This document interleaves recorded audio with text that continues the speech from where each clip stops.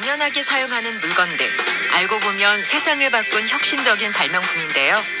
과거부터 현재까지 인류의 삶을 변화시킨 놀라운 발명 이야기들을 전해드리는 시간입니다. 세상을 바꾼 발명. 자, 오늘도 부곡초 학포 분교장 이도현 선생님과 함께하겠습니다. 어서 오세요. 네, 반갑습니다. 일상의 작은 호기심을 특별한 이야기로 풀어드리는 발명 선생님 이도현입니다. 네, 반갑습니다. 자, 오늘은 또 어떤 발명 이야기 가지고 오셨을지 매 시간 기대가 큽니다.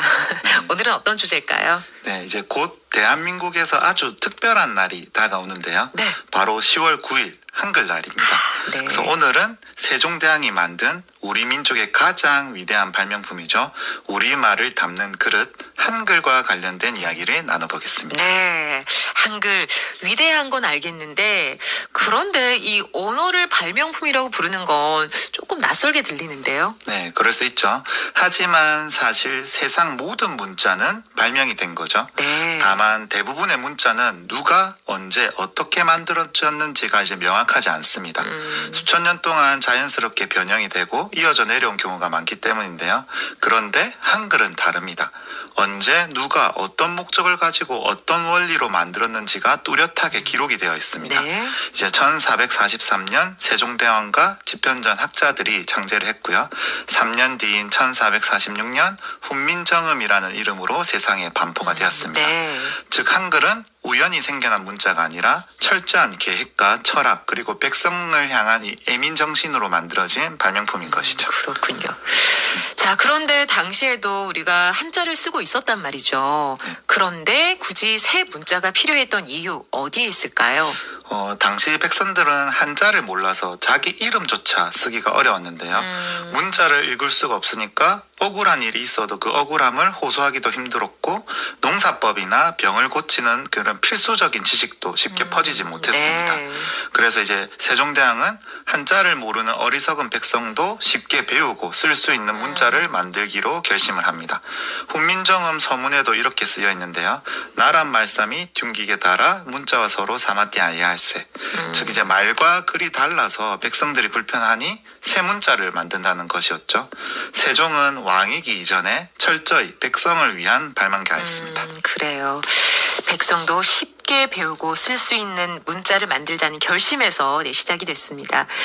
자, 이런 한글이 세계에서 가장 과학적인 문자라고 불리는 이유가 어디에 있을까요? 네, 한글은 이제 단순히 외워야 하는 글자가 아니라 원리로 배울 수 있는 문자입니다. 예. 자음은 이제 발음을 낼 때 그 발음의 그 기관 모양을 보는 것인데요. 네. 기역은 혓뿌리가 목구멍을 막는 모습, 미음은 이제 입술을 담은 모양. 네. 이제 그래서 글자만 봐도 소리를 어떻게 내야 할지 짐작을 할 수가 있습니다. 그렇네요. 기역, 미음. 네. 네, 그렇네요. 그리고 이제 모음은 더 철학적인데요. 하늘, 땅, 사람을 뜻하는 동양의 삼재 사상을 바탕으로 만들어졌습니다.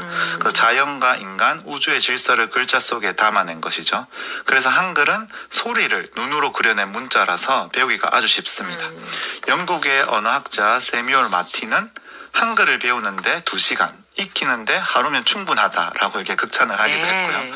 미국의 로버트 램지 교수도 한글은 전 세계에서 가장 현대적이고 합리적인 문자라고 평가를 했습니다. 그렇군요. 자, 하지만 이렇게 위대한 한글이 늘 환영받았던 건 아니잖아요. 네, 맞습니다.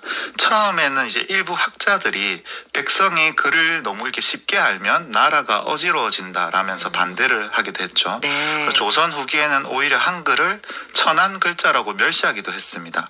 하지만 세종대왕은 이러한 반대에도 백성을 위해서 꿋꿋이 밀고 나갔죠.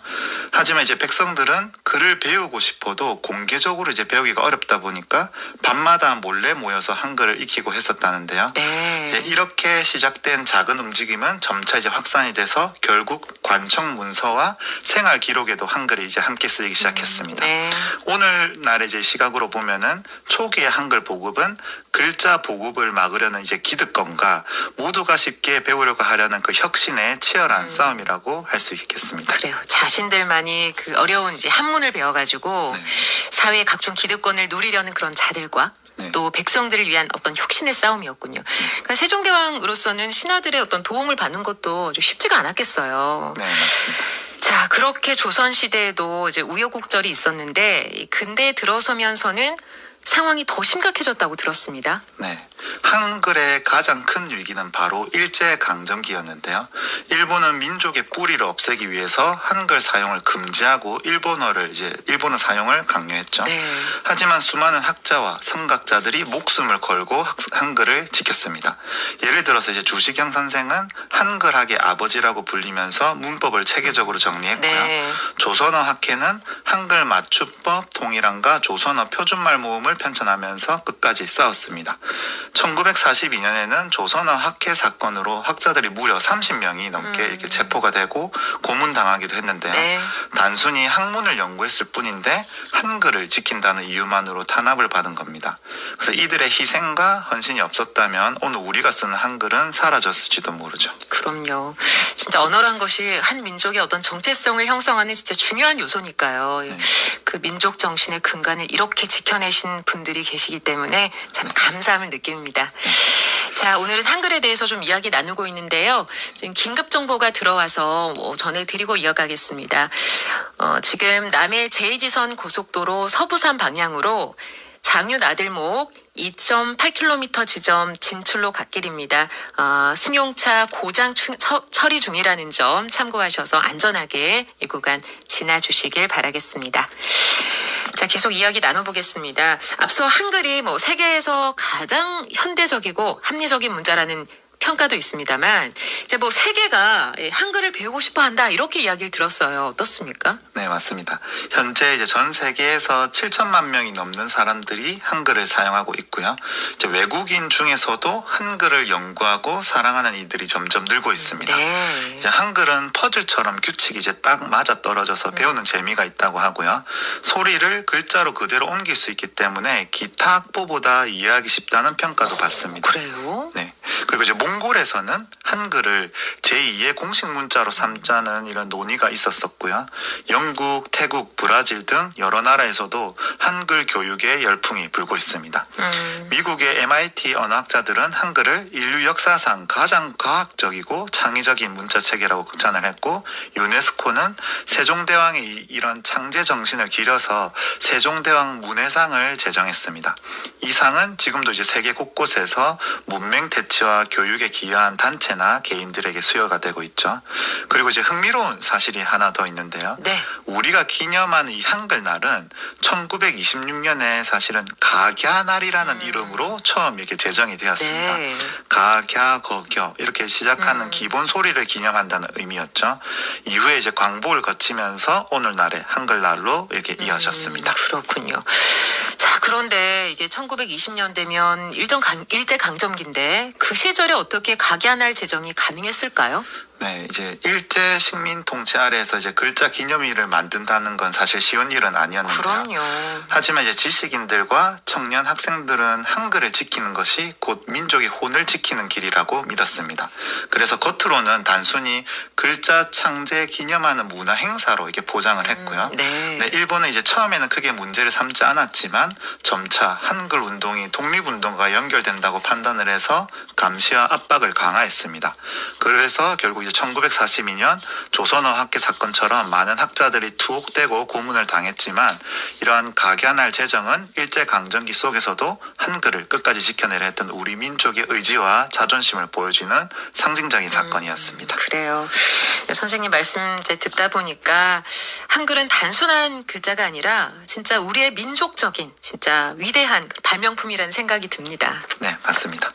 저는 이제 한글을 세종대왕이 남긴 최고의 발명품이라고 부르는데요.